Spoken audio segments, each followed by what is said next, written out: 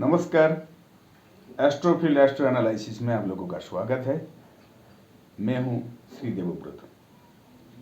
एस्ट्रोफील्ड astro एनालिसिसे আপনাদেরকে সবাইকে আমার আন্তরিক অভিনন্দন শুভেচ্ছা। যারা অ্যাস্ট্রো জগতের ব্যক্তিত্ব, যারা নবাগত, যারা শিখছেন, যারা আগে থেকে রিনাউন্ড অর্থাৎ যারা অ্যাস্ট্রোলজার পেশাগতভাবে এবং আন্তরিকভাবে যারা অ্যাস্ট্রোলজার, তাদেরকে আমার সবাইকে আমার পক্ষ থেকে আন্তরিক শুভেচ্ছা, অভিনন্দন এবং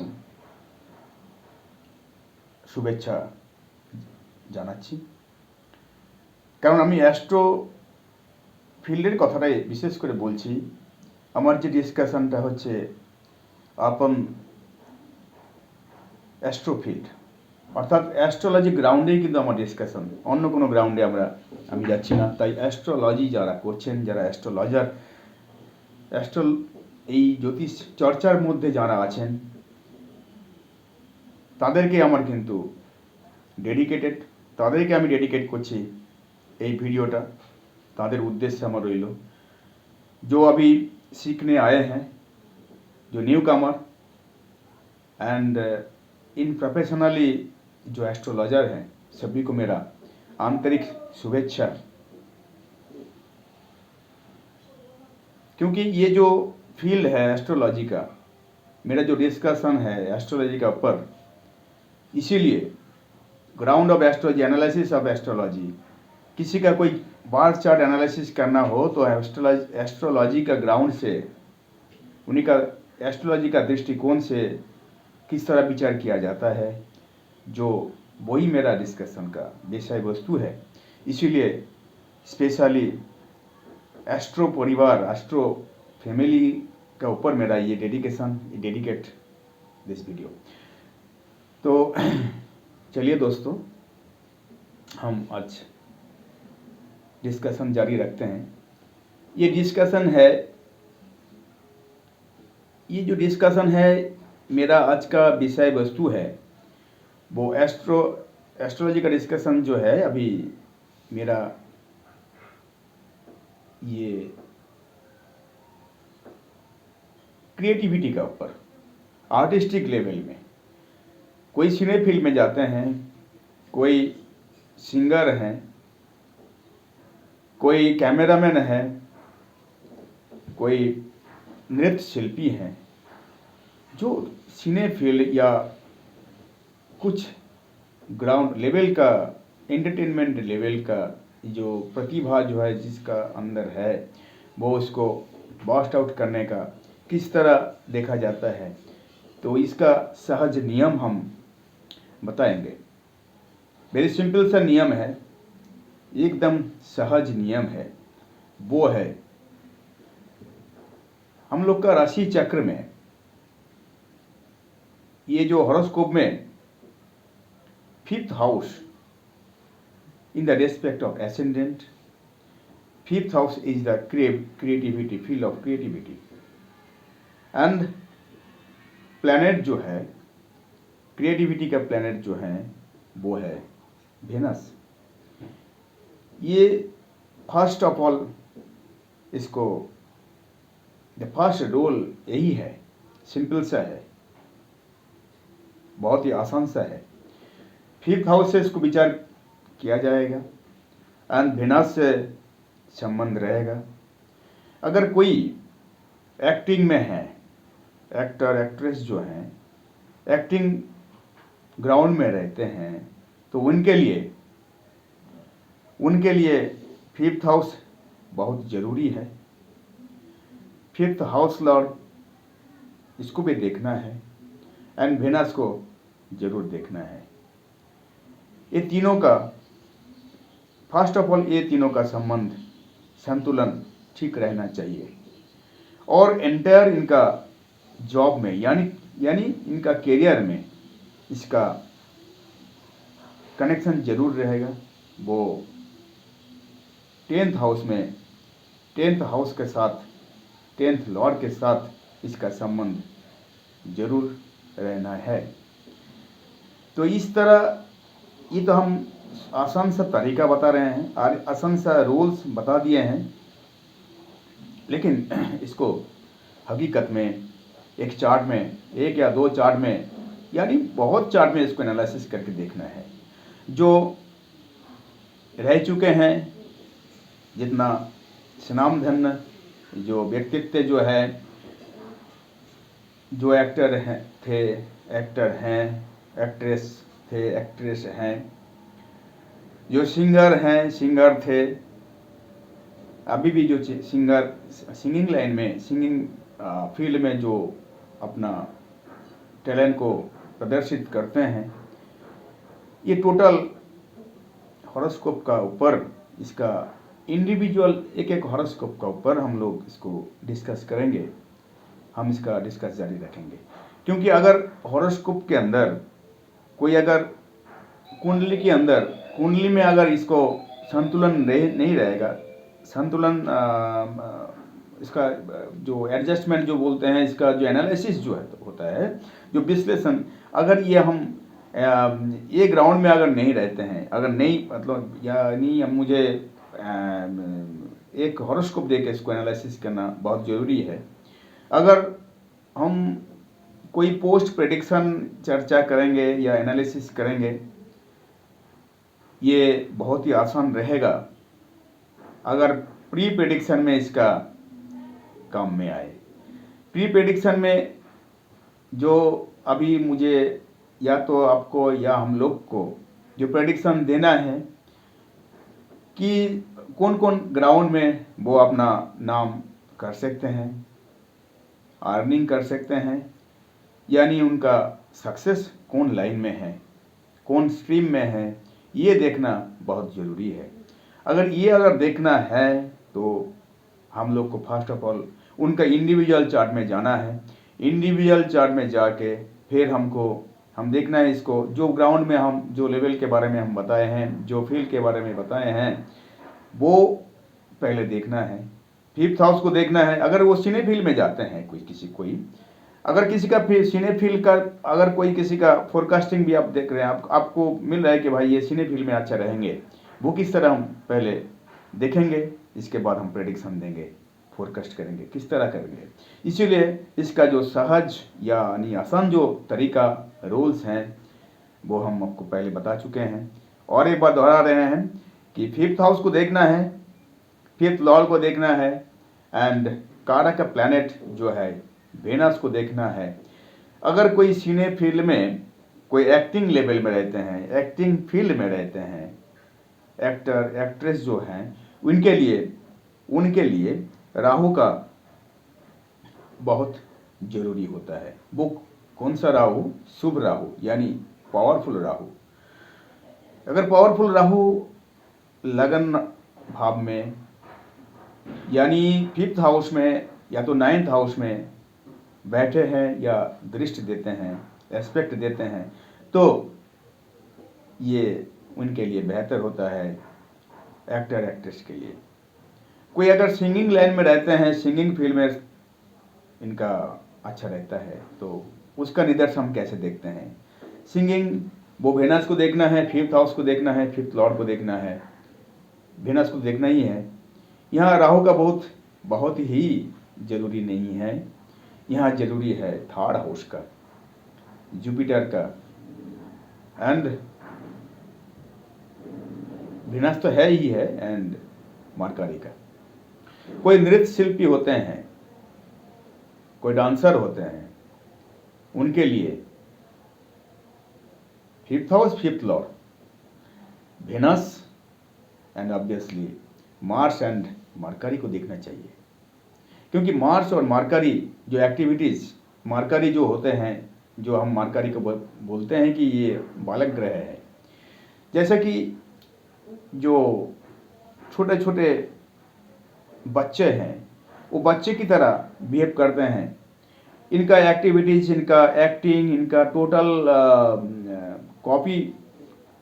कॉपी करना, ये कॉपी करना बुध का अंदर में है। ये बुध अगर पावरफुल रहते हैं तो ये कॉपी भी कर सकते हैं, ये इसको अपना अंगिक में प्रेजेंट कर सकते हैं। और इसके लिए चाहिए टोटल एनर्जी चाहिए, इसके लिए चाहिए टोटल ट्रांजिटिंग ऑफ एनर्जी, वो है मार्स। एंड सब काम के लिए, हर काम के लिए एक साहस जरूरी होता है, एक कहीं कहीं रिस्क भी जरूरी होता है। अगर साहस नहीं रहता है तो अपना काम में आगे नहीं जा सकते हैं कोई। इसीलिए पहले थर्ड हाउस को भी देखना है, थर्ड हाउस लॉर्ड को भी देखना है, एंड मार्स को बहुत ही जरूरी है देखना।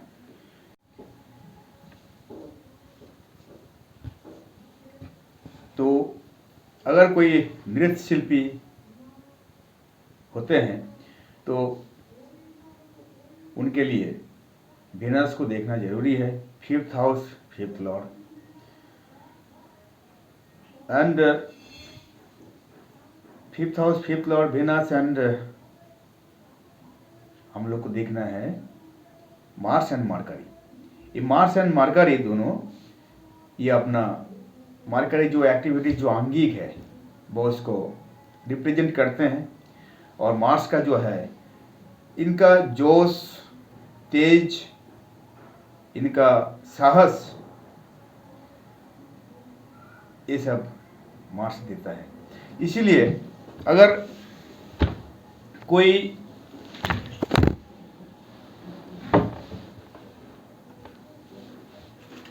सिने फील्ड का अंदर और बहुत भी जो एक्टिवेशन है, जो एक्टिविटीज है, वो कौन कौन काम के लिए अच्छा रहेंगे, ये देखने के लिए हम लोग को फिफ्थ हाउस बहुत ज़रूरी है।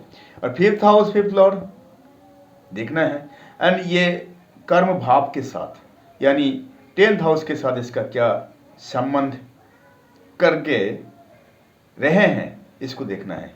एंड ये जो मुझे और भी देखना है, अगर D1 चार्ट यानी जन्म कुंडली का जो चार्ट है, राशि चक्र, और राशि चक्र के हिसाब से, जन्म कुंडली का हिसाब से वो देखेंगे। इसके बाद हम देखेंगे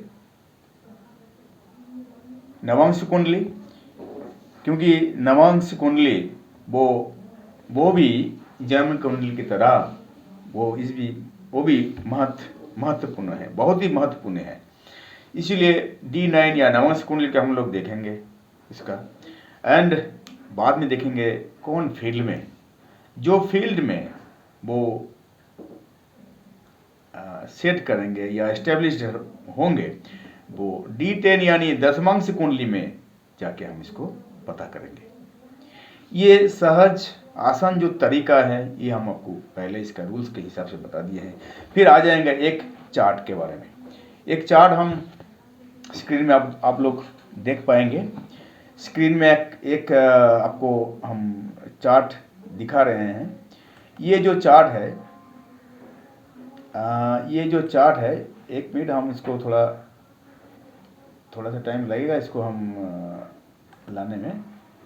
फ्री कैम ऑलरेडी रनिंग, ठीक है। तो फ्री कैम कौन चाहिए? फ्री कैम नहीं चाहिए मुझे।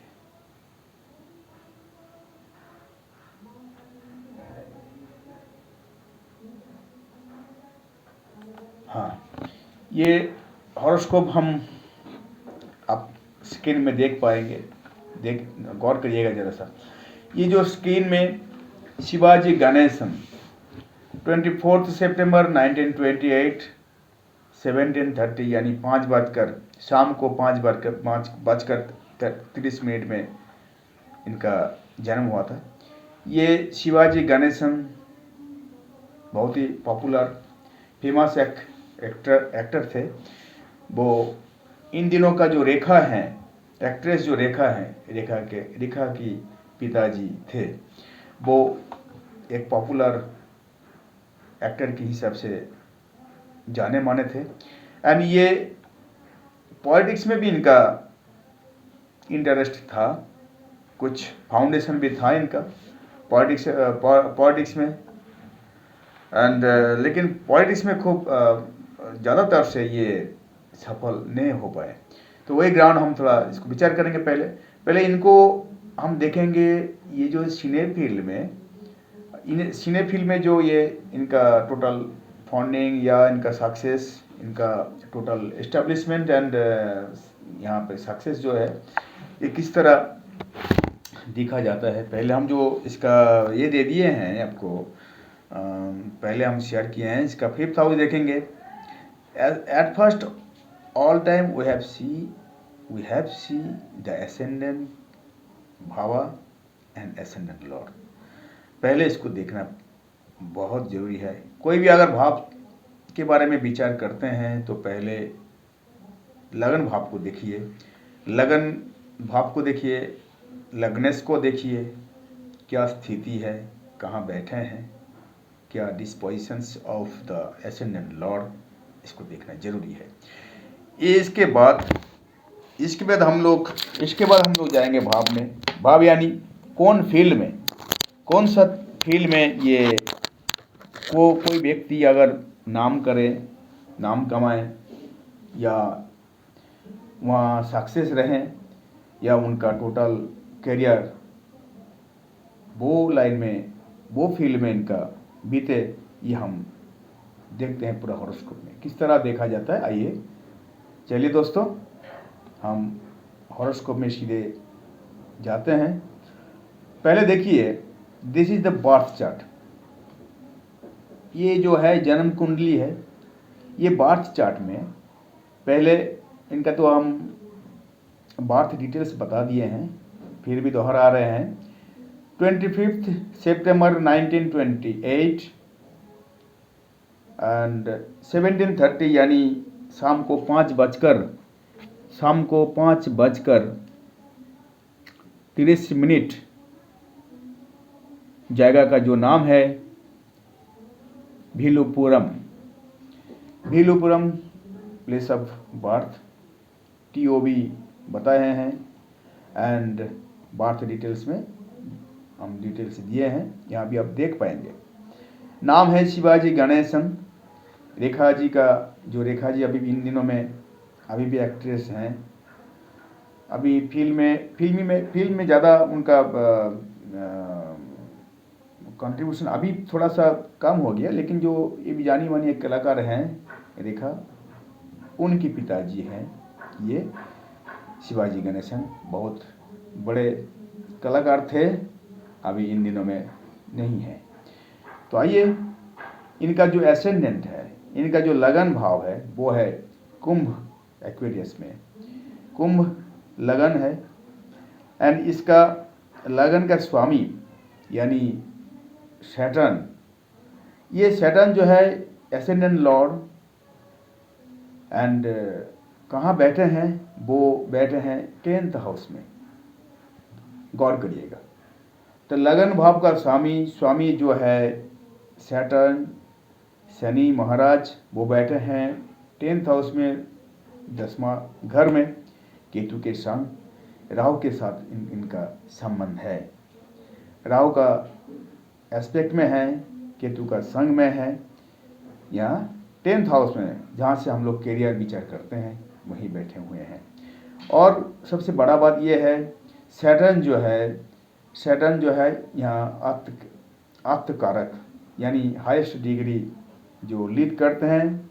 जो प्लैनेट वो है 20 डिग्री 49 मिनट्स एंड 5 सेकेंड्स दिखा रहा है, वो सैटर्न, इसको हम कहते हैं आत्मकारक।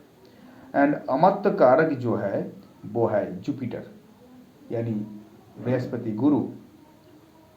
गुरु महाराज, वो अमात्मा कारक हैं। एंड आत्म जो कारक है वो सैटर्न खुद, एसेंडेंट लॉर्ड। इसीलिए इनका टोटल, इनको जो रूल कर रहे हैं, रूलर जो प्लैनेट है वो है सैटर्न। तो सैटर्न 10th हाउस में रहकर 7th हाउस को देख रहा है एंड 7th हाउस में 10th हाउस में रहकर वो अपना 7th हाउस को देख रहा है 10वां दृष्टिकोण से। एंड 5 6 7 एंड 4th हाउस को भी सैटर्न देख रहा है। तो 4th हाउस में राहु बैठे हैं, राहु का साथ राहु, ये जो पोजीशन है अच्छा पोजीशन है, टॉरस में राहु का पोजीशन अच्छा है, पावरफुल कहते हैं। एंड राहु सैटर्न के साथ संबंध करके बैठे हैं। This is one type of combinations. फिर हम देखना है मुझे 5th हाउस को। 5th हाउस लॉर्ड, पहले हम लॉर्ड को देखेंगे। Lord is the inner power of the native. तो 5th हाउस लॉर्ड वो है मरकरी। यो मरकरी ये जो का कार्य का प्लैनेट वेनस के साथ अपने घर में यानी तुला लिब्रा में बैठे हैं। ओ वेनस एंड मरकरी अपने घर में बैठे हैं। तो वेनस अपने घर में बैठ के यानी Venus for this ascendant, Venus is the जोगा कारक, being 4th lord and 9th lord, being 4th lord and 9th lord 9th house में बैठे हैं, वो भी मरकरी को लेकर। तो मरकरी वहाँ युति किया है वेनस के साथ एंड जुपिटर के साथ इसका संबंध है। जुपिटर को हम पहले बता चुके हैं, जुपिटर यहाँ थोड़ा रेट्रोग्रेड हम दिखा रहा है, रेट्रोग्रेड है, रेट्रोगेशन है। तो जुपिटर के साथ भी संबंध करके बैठे हैं। Jupiter for this ascendant, Jupiter is the 2nd lord and 11th Lord. 2nd यानी फाइनेंस, 2nd यानी वाक, बोलने का तरीका, बोलने का आर्ट, कला, जो ये एक्टिंग लाइन में बहुत ज़रूरी होता है। हम किस तरह डायलॉग थ्रो करें, किस तरह मॉड्यूलेशन करें, किस तरह गला को हम ठीक से, कहाँ पर थोड़ा एम्फासिस होगा, कहाँ पर मॉड्यूलेशन रहेगा, कहाँ पर थोड़ा जो वर्ड में या सेंटेंस में कहाँ पर थोड़ा सिंपैथी का एम्फासिस रहेगा, कहाँ थोड़ा सा कॉमेडी रहेगा, ये सब डिपेंड करता है 2nd हाउस में। एंड इसका जो वाक कार्य के प्लैनेट जो है वो है मरकरी। और मरकरी पहले ही तो हम बता चुके हैं, 9th हाउस में मरकरी बैठे हैं, 5th लॉर्ड 9th हाउस में बैठे हैं 9th लॉर्ड के साथ एंड जुपिटर के साथ 11th Lord and 2nd Lord Jupiter के साथ संबंध करके। This is the connection, this is the combinations. अगर कोई एक्टर एक्ट्रेस रहेंगे, उनके डायलॉग थ्रोइंग, उनका मॉड्यूलेशन, उनका वाचन भंगी, बात करने का तरीका, कोई जो टोटल एक्टिविटीज, टोटल जो कला रहता है, ये कला अपना 180 डिग्री में यानी ऑडियंस, जो ऑडियंस का विचार होता है, हम लोग विचार करते हैं वो 7th हाउस से। इस 7th हाउस का ऊपर क्या प्रभाव पड़ता है, यानी जो ऑडियंस रहते हैं, जो श्रोता दर्शक मंडली जो रहते हैं, वो किस तरह इसको एक्सेप्ट करते हैं, इसको भी देखना बहुत ज़रूरी है। इसीलिए 7th हाउस का भी बहुत महत्वपूर्ण है ये फील्ड में। तो पहले हम कह चुके, ये जो गणेशन जी थे रेखा का पिताजी, एंड इनका बहुत बड़ा एक कलाकार थे, बहुत बड़ा आर्टिस्ट थे, एक्टर थे सिने फील्ड में। एंड ये टोटल जो कनेक्शन हम देखे हैं D1 चार्ट में, ये सैटर्न के साथ संबंध करके बैठा हुआ है, वो राहु भी बैठा हुआ है एंड राहु सैटर्न के साथ संबंध करके बैठा हुआ है एंड वेनस के साथ डायरेक्ट संबंध नहीं है, तब भी वेनस जो है वो मरकरी को साथ लेके एंड जुपिटर का साथ इसका संबंध, जो जुपिटर हम पहले ही बोल चुके हैं कि 2nd lord and 11th Lord का हिसाब से ये सक्सेस देगा, तो जुपिटर सक्सेस देगा। एंड जुपिटर कहाँ बैठे हैं, जो 3rd हाउस में अपना मित्र क्षेत्र में, यानी ये जो एरिस साइन में बैठे हुए हैं। कोई अगर अग्नि कारक प्लैनेट अगर अग्नि राशि में बैठ जाते हैं, पहली साइन में बैठ जाते हैं, वो बलशाली माना जाता है, पावरफुल माना जाता है।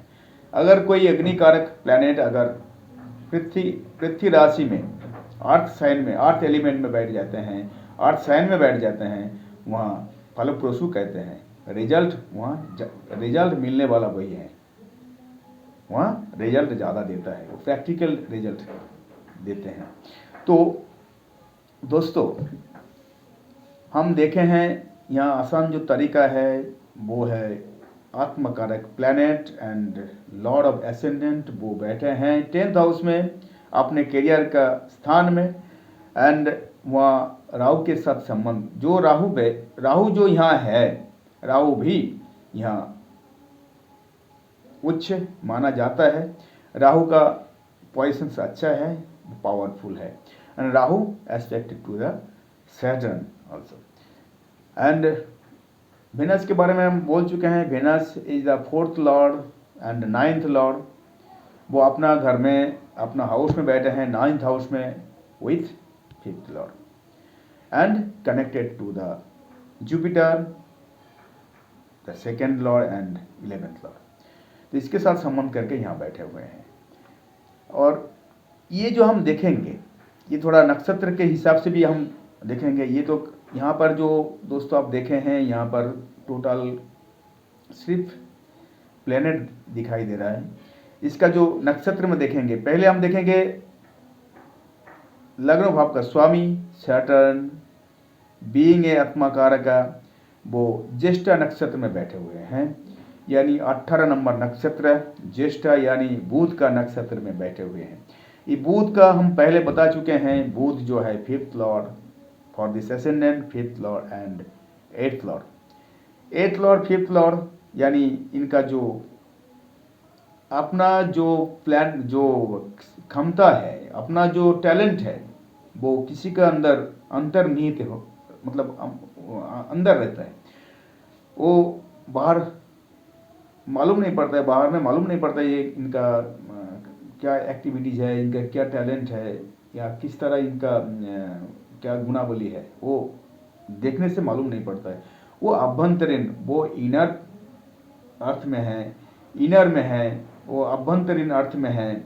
इसीलिए जो 8th है, 8 इज द हाइडन अलूफ गुप्त, एंड 5th के साथ संबंध करके पावरफुल योगाकारक प्लैनेट के साथ संबंध करके बैठे हैं। वो अपना क्वालिटी टैलेंटेड टोटल सिनेफिल में इनका डेडिकेटेड दिखाई दे रहा है यहाँ पर।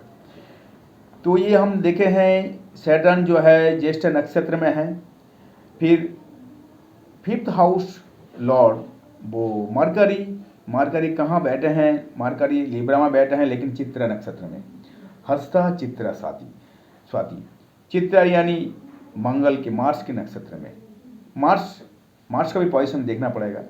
ये अपना मार्स का नक्षत्र में बैठे हुए हैं, और मार्स का यहाँ कहाँ है इसको भी देखना है, मार्स का पोजीशन भी देखना है। ये मार्स जो है देखिएगा, ये 5th हाउस में मार्स बैठा हुआ है। Mars for this ascendant Mars is the 3rd Lord and 10th Lord also. तो 10th लॉर्ड हिसाब से अपना कैरियर जो देगा वो मार्स देगा, वो भी आ गया 5th हाउस में। देखिए 5th हाउस रिलेटेड इनको संबंध देता है। तो दोस्तों ये D1 चार्ट में यानी जन्म कुंडली में बहुत कुछ पता चल गया इनके बारे में। इस तरह जो हम पहले जो रूल्स दिए थे वो रूल्स का हिसाब से आपको देखिएगा, गौर करिएगा, ये इनको बहुत बढ़िया से इसको सिग्निफाई कर रहा है।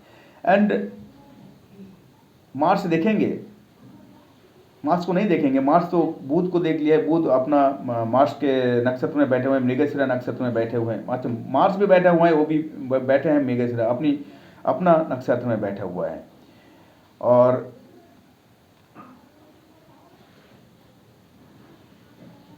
शान जो है, शान भी बैठा हुआ है उत्तर फाल्गुनी यानी अपना नक्षत्र में बैठा हुआ है।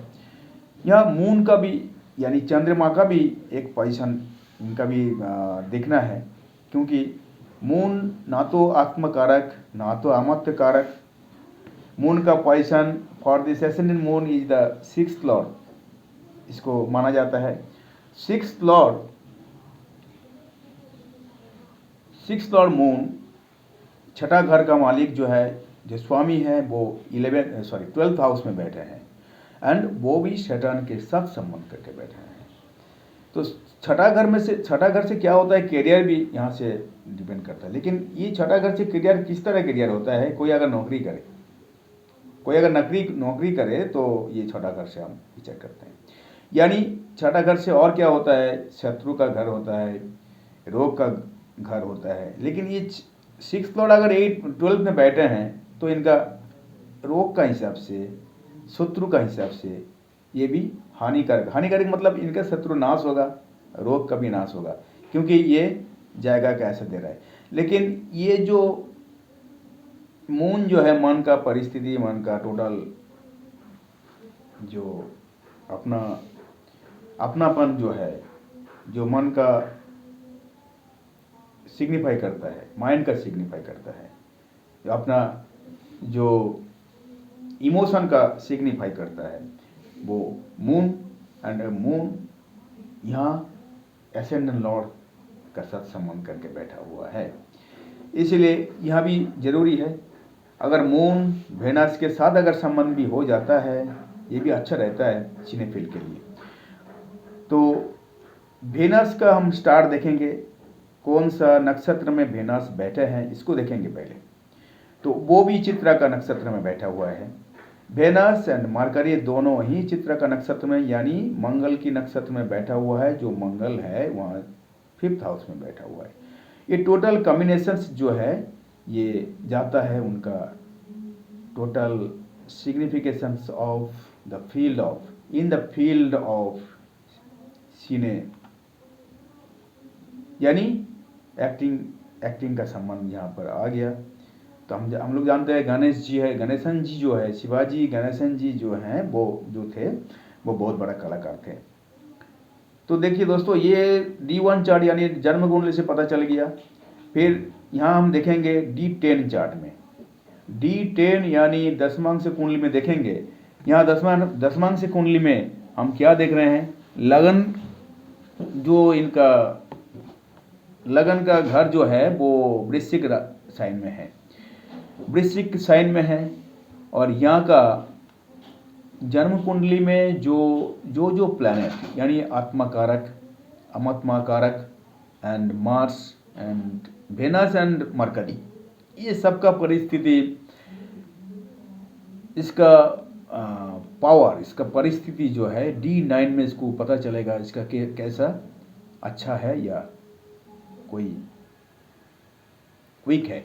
इसीलिए हम D9 में पहले देखेंगे, बाद में जाएंगे D10 में। D9 का जो पहले हम देखेंगे वेनस को, वेनस मार्स, वो वेनस अपना घर में बैठा हुआ है एंड लगन का हिसाब से वो भी 5th हाउस में।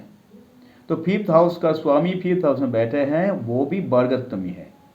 तो वर्गोत्तमी होके यहाँ वेनस का पावर बहुत ही ज़्यादा बढ़ गया है। एंड देखेंगे फिर मरकरी को देखेंगे, मरकरी वो है 6th हाउस में। मरकरी 6th हाउस में बैठे हैं, लेकिन मरकरी के साथ यहाँ राहु का साथ भी संबंध हुआ है। मरकरी के साथ राहु का संबंध, राहु एस्पेक्ट दे रहा है, 5th एस्पेक्ट से मरकरी को देख रहा है। एंड मरकरी बैठा हुआ है 6th हाउस में, लगन का 6th हाउस में, वो भी मार्स का घर में यानी वृश्चिक साइन में बैठा हुआ है, स्कॉर्पियो में। एंड इसका ये देखेंगे जो है आत्माकारक planet and ascendant lord of the जन्म कुंडली का जो एसेंडेंट लॉर्ड जो था वो सैटर्न का परिस्थिति यहाँ हमको देखना चाहिए। सैटर्न कहाँ पर बैठा हुआ है, सैटर्न यहाँ अपना क्षेत्र में है। सैटर्न जो है ये अपना यानी कैप्रिकॉर्न में अपना क्षेत्र में बैठे हुए हैं।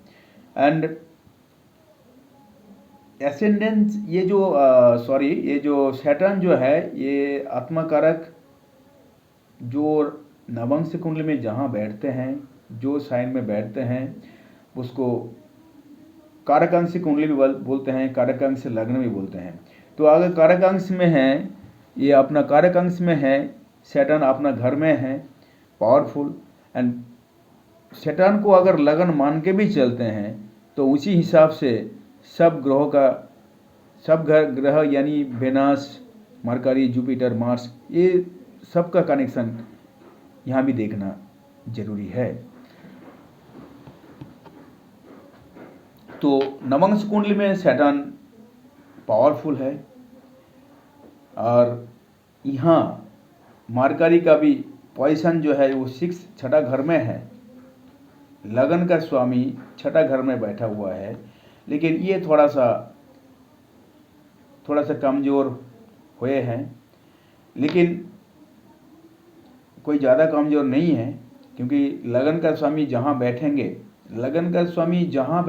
जो भाव में बैठेंगे वो भाव का वो अच्छा इम्प्लीमेशन देंगे। तो छठा घर में भी चाहिए, जो हम लोग शारीरिक कसरत बोलते हैं, तो टोटल आंगिक जो बल बताते हैं, total modulation of the figures, modulation of the body, ये जो बताते हैं, जो एक्टिंग करने के लिए चाहिए भी। तो ये वेनस वो अपना, सॉरी वेनस नहीं, मरकरी वो अपना छठा घर में बैठे हुए हैं, वो छठा घर से ये से कनेक्शन देता है। लेकिन छठा घर में जो इसका संबंध है, ये साहब कोई नौकरी नहीं करते थे, ये कोई सर्विस होल्डर नहीं थे, लेकिन इनका जो सिने फिल्म में इनका बहुत ही दिलचस्पी था, एंड बहुत ही पॉपुलर थे, ये हम पहले भी बता चुके हैं। तो D9 देखे हैं। D9 के बाद देखिए यहाँ पे जुपिटर भी, D9 में जुपिटर वो अपना ये थर्ड हाउस में बैठे हुए हैं, वहाँ भी थर्ड हाउस में थे, जुपिटर थर्ड हाउस में था अपना मित्र क्षेत्र में, वो भी फायरी साइन में, एंड यहाँ भी फायरी साइन में वो अपना मित्र क्षेत्र में बैठा हुआ है थर्ड हाउस में। यानी ये जो जुपिटर थर्ड हाउस में है, थर्ड हाउस से साहस, पराक्रम, प्रचेष्टा, ये सब थर्ड हाउस से विचार होता है। थर्ड हाउस का जो हाउस में अपना आत्मा कारक प्लैनेट जो है जुपिटर यहाँ बैठे हैं, तो ये घर को, ये भाव को और भी बढ़ावा दिया है, यानी इसको और भी पावरफुल किया है।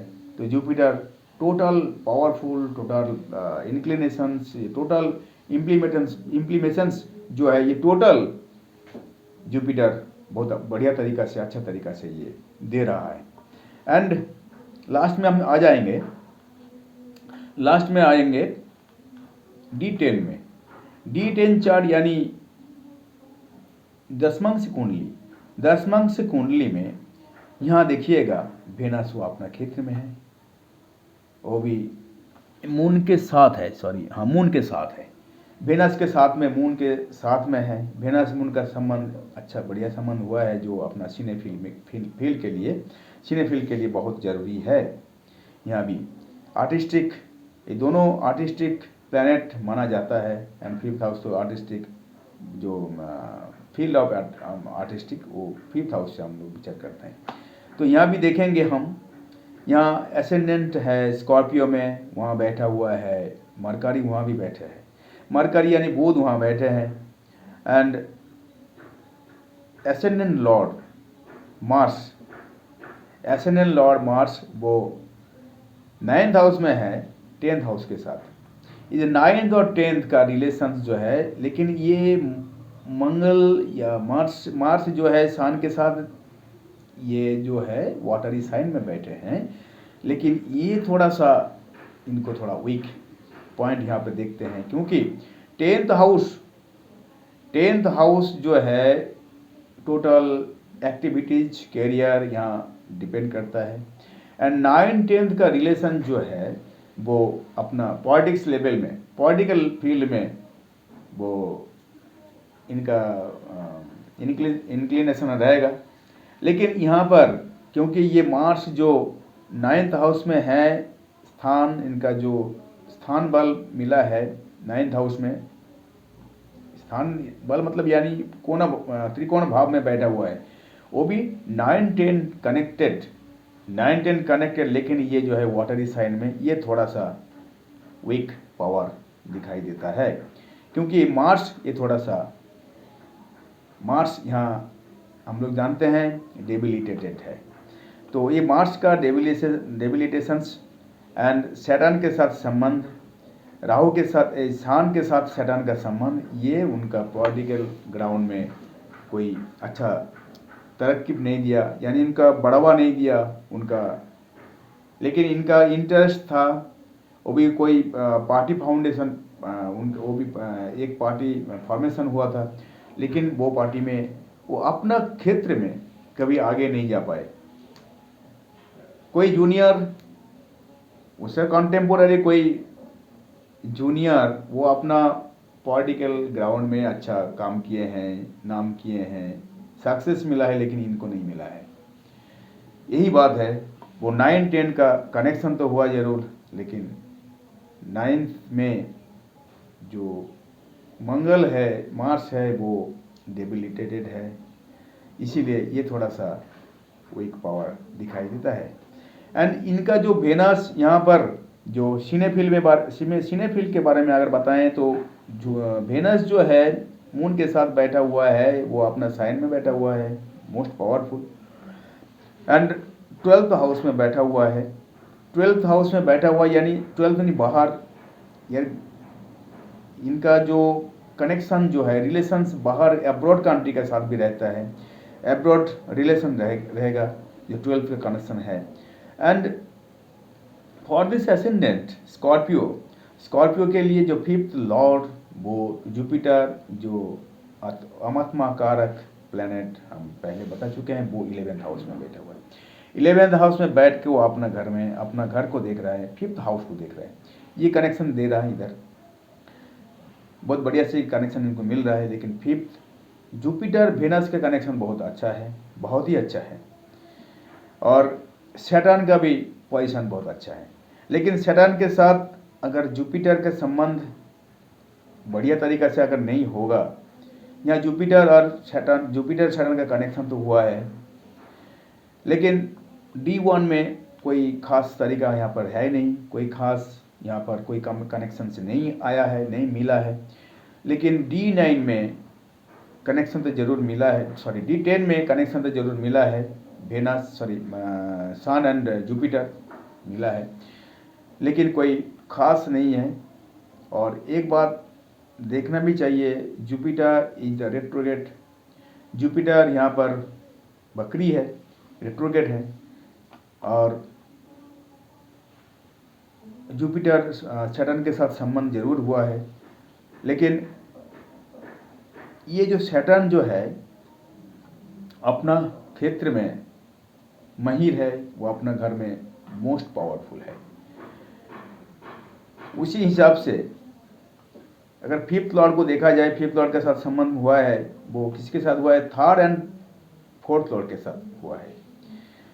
ये हिसाब से, लगन का हिसाब से ये भी देखेंगे हम, 5th हाउस देखेंगे, यहाँ भी वेनस देखेंगे, यहाँ भी 7th हाउस देखेंगे, क्योंकि 7th हाउस तो ऑडियंस हम बता चुके हैं, यहाँ भी देखेंगे, और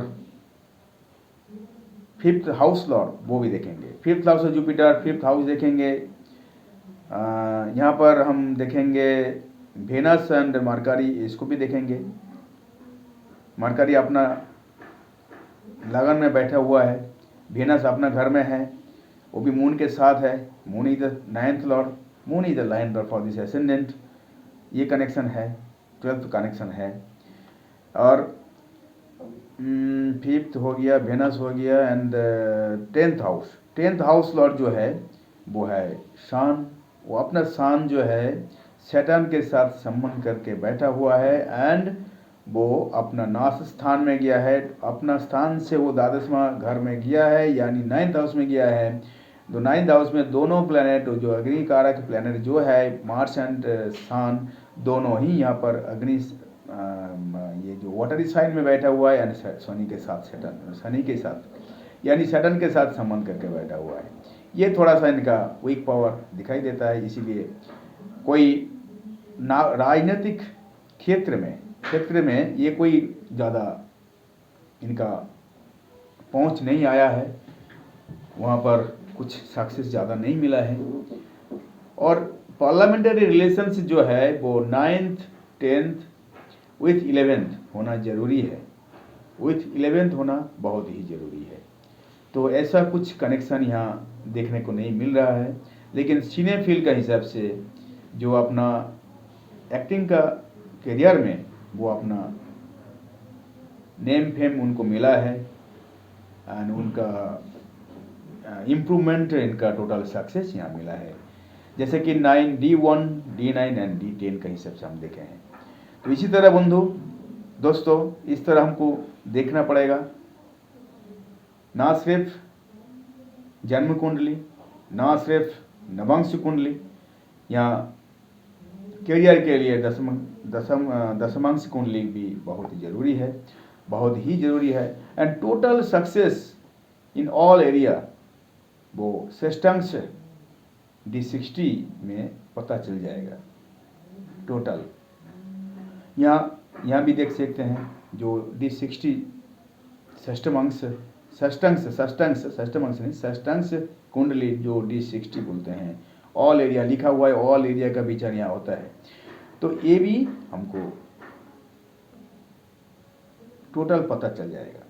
तो दोस्तों आज वीडियो हम ज़्यादा एक्सेस नहीं करेंगे, ज़्यादा बड़ा नहीं करेंगे, सीधे टॉपिक्स में जाएंगे। एक बात और है, मेरा जो ऑनलाइन का क्लास जारी है, जो एक बात बताते हैं, जो बांग्ला में, हिंदी में, इंग्लिश में आपको स्टडी करने का मौका मिलेगा। लेकिन ऑनलाइन का बहुत बड़ा फ़ायदा भी है। मुझे लगता है कि ऑनलाइन में फ़ायदा ज़्यादा ही है, क्योंकि टाइम भी बचता है, आने जाने का खर्चा भी बचता है, और ऑनलाइन में बहुत ही आसान तरीक़ा से, जैसे कि आमने सामने बैठ के स्टडी होता है, उसी तरह होता है। कोई तकलीफ मुझे अभी तक आज तक नहीं आया है। मेरा जो स्टूडेंट्स लोग हैं वो भी वहाँ से फीडबैक बहुत बढ़िया मिला है। तो मेरा फोकसिंग है एस्ट्रोलॉजी में टीचिंग करना। कोई 10 जाएगा, 50 जाएगा में जाके हम चैम्बर करने का, प्रेडिक्शन देने का, उससे ज़्यादा मुझे फंडिंग है वो टीचिंग में। यानी हम एस्ट्रोलॉजर तैयार करते हैं। अच्छा, ये तैयार करने के बाद थोड़ा सा गर्व महसूस होता है। इसीलिए गर्व महसूस होता है कि हम तैयार करते हैं। ये बात थोड़ा बोलने में भी अच्छा नहीं लगता है, सुनने में भी अच्छा नहीं लगता है, लेकिन मेरा कॉन्फिडेंस से बात बोलते हैं। जिनको एस्ट्रोलॉजी का बेसिक नॉलेज है, अगर वो 1 साल थोड़ा धैर्य के साथ मेरे साथ जुड़े रहेंगे, 1 साल में उनको वो अपना करियर में ज़रूर सफल होंगे। ये मेरा दावा है, ये मेरा कॉन्फिडेंस है, ये हम कहते हैं। और जो मेरे साथ 4 महीना, 5 महीना, 6 महीना, 8 महीना अगर बिताए हैं, यानी मेरा अटैचमेंट में रहे हैं, वो भी बहुत तरक्की किए हैं, क्योंकि उनको जो मेन जो रूल्स उनको मिला है, वो रूल्स लेके वो अपना फील्ड में काम करते हैं, बहुत ही सक्सेस आज तक हैं। तो ये मेरा कहने का मतलब है, जो व्यक्ति इंटरेस्टेड हैं मेरे साथ जुड़ने का, तो आप लोग all friends are welcome all time. अगर आपका बेसिक नॉलेज भी है नहीं, एकदम शुरुआत से सीखना चाहते हैं, उसके लिए भी हम हैं। ऐसा बात नहीं, थोड़ा सा टाइम हुआ, यहाँ 1 साल होगा, वहाँ 1.5 साल होगा, ज़्यादा से ज़्यादा 1.5 साल होगा। तो ये इसके अंदर ही आपको करियर मिलेगा।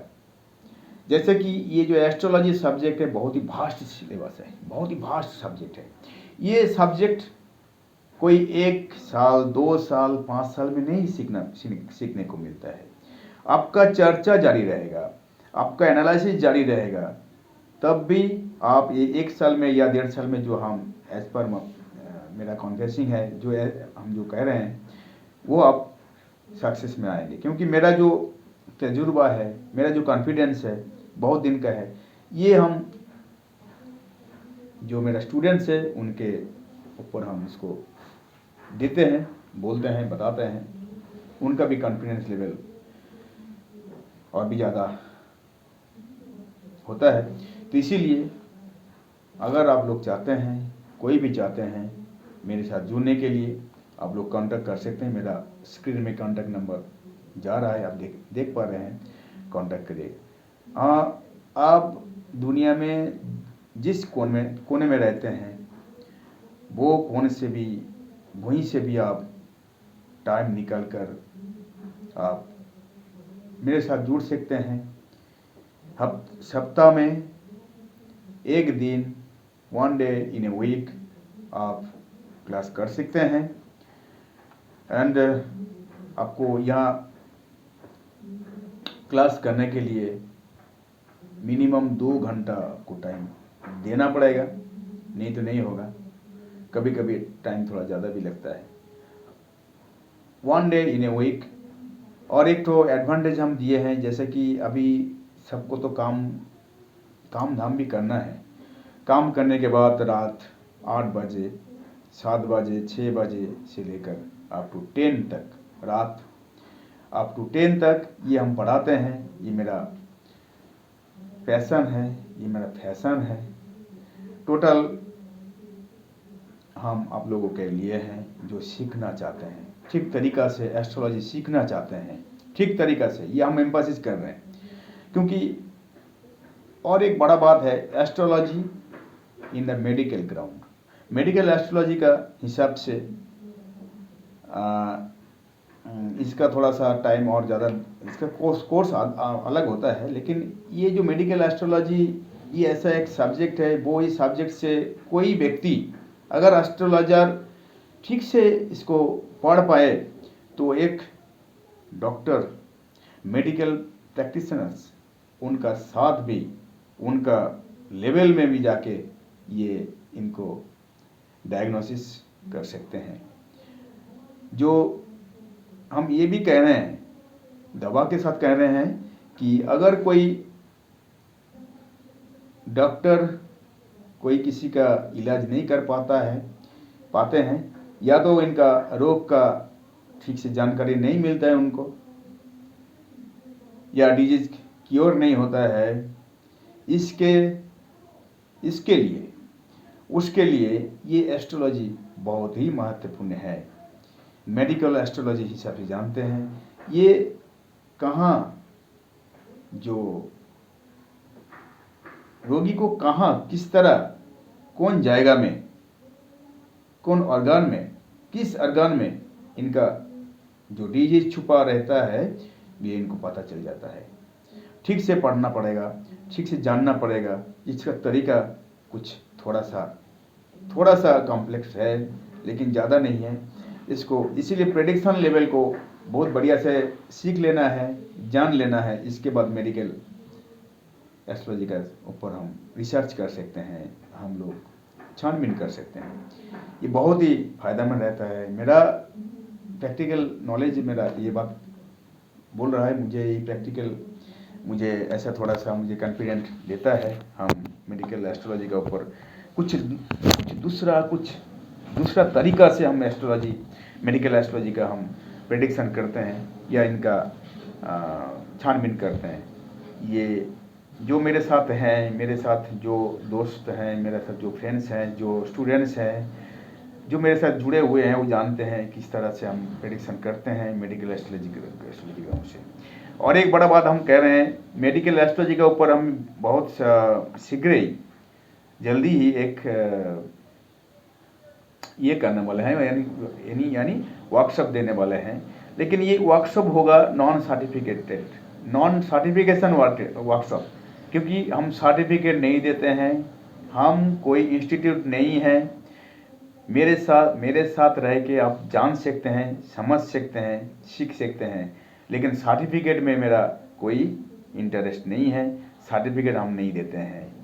कोई सर्टिफिकेट का जिक्र मत करिएगा। आप क्या सीख पाए हैं, क्या सीखे हैं, ये बहुत ज़रूरी है, ये ज़्यादा मायने रखता है। तो दोस्तों, आज के लिए इतना ही।